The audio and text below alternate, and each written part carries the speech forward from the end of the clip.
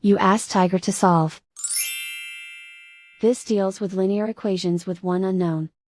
The final result is x equals -7/4. Let's solve it step by step. Simplify the expression. Expand the parentheses.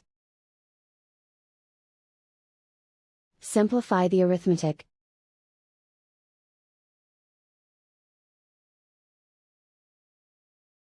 Expand the parentheses. Simplify the arithmetic. Group all x terms on the left side of the equation. Add 2x to both sides. Group like terms. Simplify the arithmetic.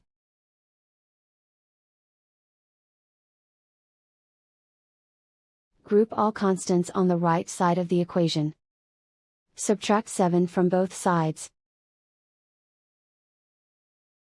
Simplify the arithmetic.